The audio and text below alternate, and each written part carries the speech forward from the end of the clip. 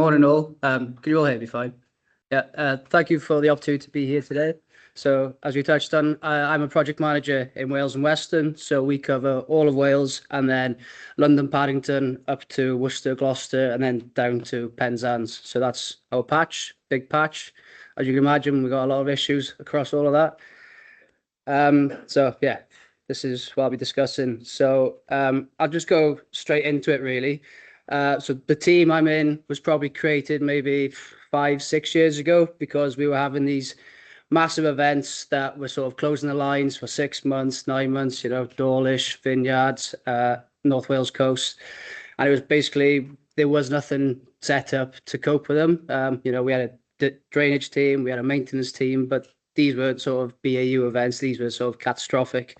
So this team was set up and it's sort of, developed now into sort of what I'm doing. I can touch on that a bit more. But if we just look at sort of, this is a measure of control period is that's what we work in, and sort of weather events that affect us in the last control period are flooding, wind, and heat. So that's when we've had to close the railway. We then have to pay the train operating companies schedule 8 payment, and then the minutes to 1.7 million minutes in 6-7 years is quite a lot. And those are the sort of risks we have now. Those will be the risks in the future as well. So if we just sort of look at climate change risks into the future, first one for us is going to be sea level rise. So Wales and Western, we've got the most amount of coastal railway. So tourism point of view, brilliant. From an asset management point of view, nightmare. And sea level rise when it was built, when the railway was built sort of 100 years ago, it was brilliant then. But for thinking now and also into the future, it's sort of how we're going to adapt the railway we've got. And then another thing I'll touch on later is sort of the shoreline management plans. When they were developed, sort of, I think 2010, I think Network Rail were at the table, but it maybe wasn't the right team at the time that was dealing with it. We're already doing it in Wales, where we're lobbying with Welsh government to sort of challenge their policies because their sort of policies don't align with where infrastructure is. Where we have infrastructure, it tends to say no intervention. So either they don't want a railway there or it's not going to be there. So again, that's something we sort of want to develop in Western, especially in Cornwall as well. And then this is just an example now of sea level rise already happening down in Penzance. Our sort of second risk is the change in precipitation patterns. So we know we're going to have wetter, warmer winters, and that's progressively going to get worse 2030, 50, 80. So if you think sort of from an asset management point of view, a lot of rain. So if we got a lot of earthworks, we could have a higher risk of landslips. Tunnels, more flooding in tunnels, buildings, even our building gutters, are they even set up to cope with the rain demand we're going to have now and into the future? And also our drainage has been there 50, 100 years. It could cope with the rainfall we have back then. Can it cope now?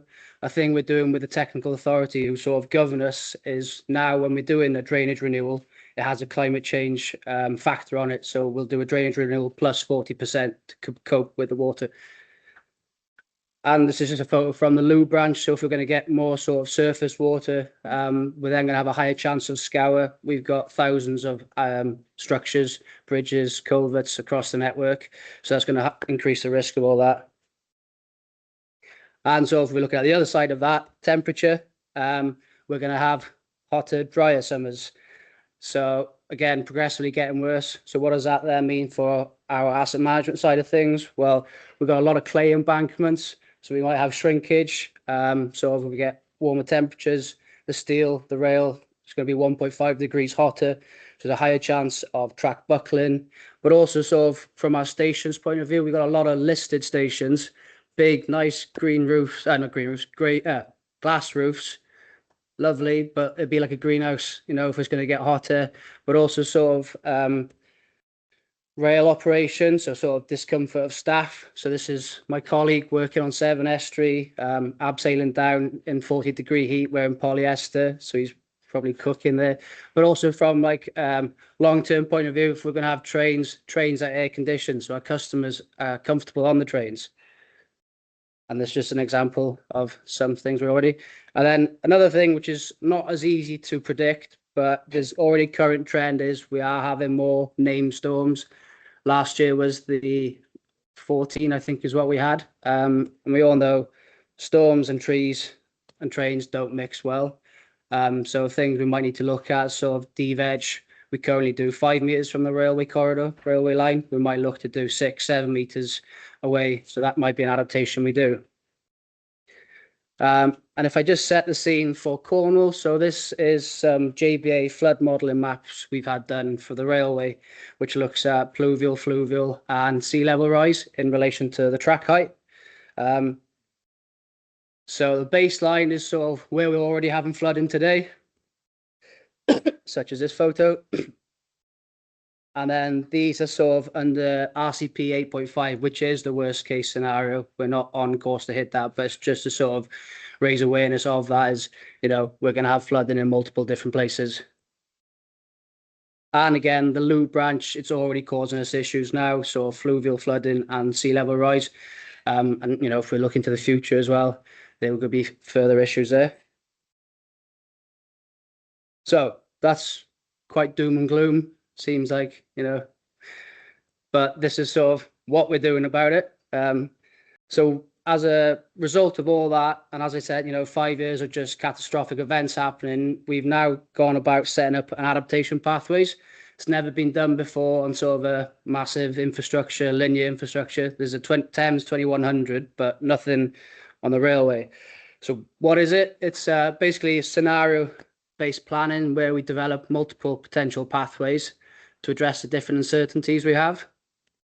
And it's a flexible decision-making approach, so it'll be something that'll be continuously reviewed. It's not set in stone now, but that'll be sort of triggered by changes in environmental conditions or sort of flooding, climate change impacts. And to do that, we need to set sort of trigger points and monitoring. So we've done a lot of work where we've increased monitoring across the network, and those different things be financial thresholds or operational or climate thresholds. By doing all this, it sort of helps us to prioritize our investment. You know, money is tight in whatever sector we're in.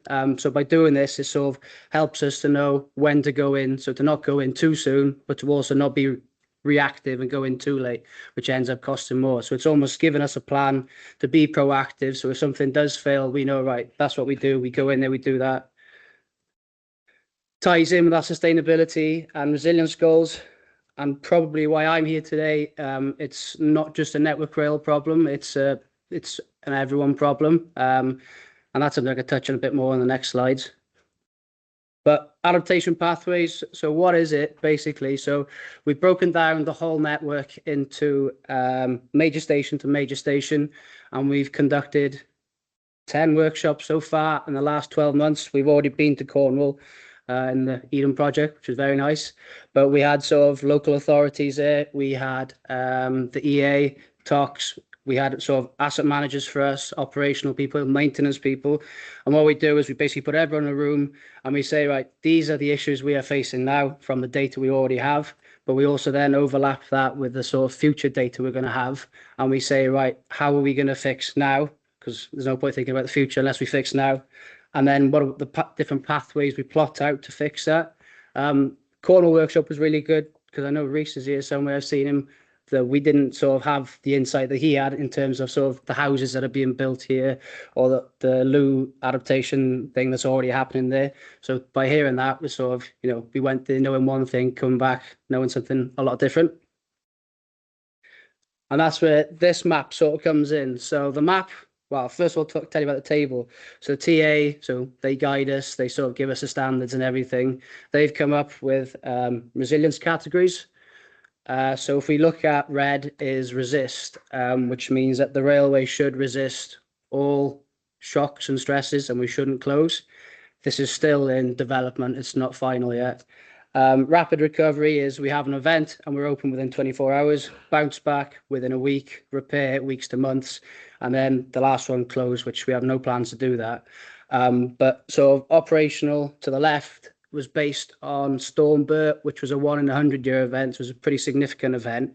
And that sort of shows our operational levels of resilience. So how we behaved in that. So how long it took us when there was an event to get back open. So as you can see, we've got no resist there. And then the map on the right then is sort of future aspirational levels of resilience. So sort of where we want to be. We're not there yet. This isn't finished. There's a lot of things that need to feed into this. And as I said, as we're doing these workshops, we're finding out a lot more and things are changing all the time. And then sort of on a national level, so we're part of the national team. This is how it all feeds in. So sort of how we connect to Scotland, how we connect to the East, and sort of how we connect to London. And just an example of what I mean by bounce back. So the Conwy Valley, which is in Wales, North Wales, nice, lovely scenic route, has a lot of issues, sea level rise, so high spring tide in the bottom of a valley as well. Always has washouts there. So as you can see here, we had the washout on April 2024. Now, we had a call through saying, can we fix it? Planning, sent a drone up. What do we need to do? Within 4 days, we were back open. We had a mention in Parliament and it was open. But the reason this is good is because previously this would have been closed for 6 months or 9 months. This line has been closed for 500 days in the last 10 years, 12 years.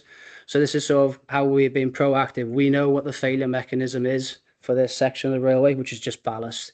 So now as part of the adaptation, we know this section of the railway just needs ballast. So we now got stores of ballast all along the line. So we're now open within 3 days rather than, communities having to have buses, massive detours, which take 3-4 months for us to fix.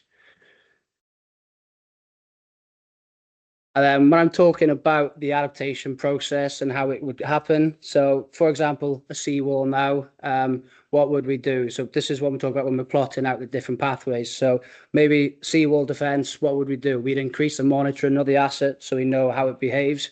It might be on a yearly maintenance scheme. So we then say, right, as part of the adaptation, we'd increase that and we'd put it on a twice a year maintenance scheme. So that could then maybe tie us over to the next control period where we then have more money. But again, monitor the asset, but also monitor sea level rise in relation to that. So we can see sort of how they both work. And then maybe when we get to CP8 or CP9, we say, right, it needs a seawall repair. Or do we go, right, we'll scrap that and we'll go straight to a seawall renewal with a climate change factor on it. We could do things such as an emergency timetable. So if we know we're going to get overtopping, we already have a timetable in place so we know how we respond to it. Because last thing you want to do is passengers stuck on a train. We could have a seasonal timetable or we have proactive seasonal closure. So we say, right, we know in the winter it's not feasible. We close it in the winter and we just run a service in the summer. These are just examples. I'm not saying we're going to do that. So don't hold me on that. And another thing we've sort of done in the last 12 months in this team, if someone would have approached us 12 months ago, we would never have done this. We normally just think between our palisade fences, water passes from one side to the other, A to B. We don't think about C. It's someone else's problem then. But flooding doesn't work like that. If we do things on our network, it tends to be very expensive. But what we're sort of seeing now, we're being approached by a lot of sort of rivers trusts, farming clusters, councils who want to work with us to do basically natural flood management away from our network, and we pay them for the service of doing it. So we're doing it in Heel Crossing, we're doing it in the Cotswolds, we're doing it in North Wales. Basically, it uses natural processes to reduce flood risk.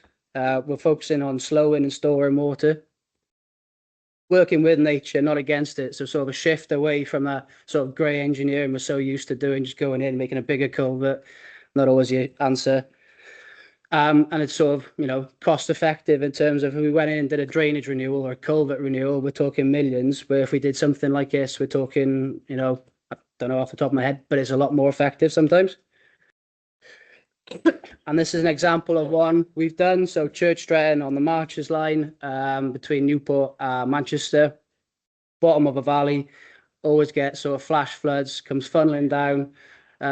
All the sort of the landscape around it is grazed to within an inch of its life. So obviously nothing is going penetrating through the soil and it's finding its way to our networks, backing up, overtopping the railway.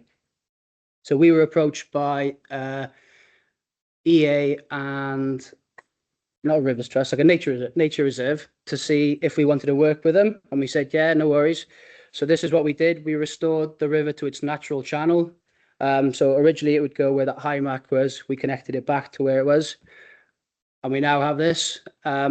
This low cost project, I think it costs us £5,000.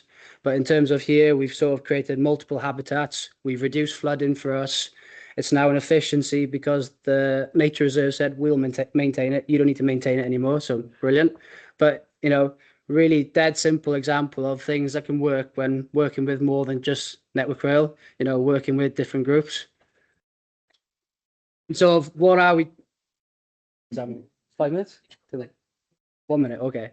So all that I've said, what are we doing to sort of adapt our network, make us more reliable? So monitoring, loads of monitoring across the network, whether that's monitoring of structures, earthworks, we've got tilt sensors. So this is a 7 estuary up on the Lydney. We've also developed these JBA sort of flood future maps to sort of help us prioritize where we need to target. We are using AI and machine learning to sort of help us monitor and do the things like that. And then sort of weather stations. So previously we would go off sort of the Met of where they're saying, but we've installed weather stations across all of our lines now. So we've got, each line will have an updated forecast. So the better we can forecast and predict what weather we're going to have, the better we can react to what we're going to have. And so, yeah, the next step. So this is the photo of us in the Eden project in the workshop. So all those workshops now, we've got all this outputs. We now need to break that down into sort of local rapid adaptation pathways, we're calling it, which is where we're saying, right, if we got section from here to here, major station, these are the issues, and these are the people we need to speak to. So that could be internal and external, which once we finish all the workshops now in November, that will be the next port of call for us. Shoreline Management Plan Challenge, that's another big one for us. So if there's anyone in the room who has some good contacts, we'd really appreciate that. Natural flood management opportunities in the catchment. Again, if there's people in the room who think there's a catchment that would benefit the railway and also homes flooding, more than happy to talk about that. Monitoring, so yeah, we're just going to pepper the whole place with monitoring.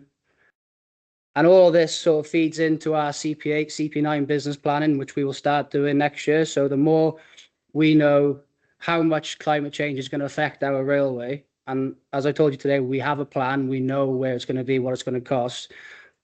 The better business case we have to go to DFT, to ORR and say, listen, we're going to need this much more money to sort of protect our railway, the better we are. And, you know, we're in competition against Scotland, Northwest and Central, Eastern and Southern, the other 4 regions in Network Rail, and probably with all the sort of other, you know, NHS, education. So we're all fighting for sort of a small pot of money, but the more sound business case we have, and, you know, the importance of the railway.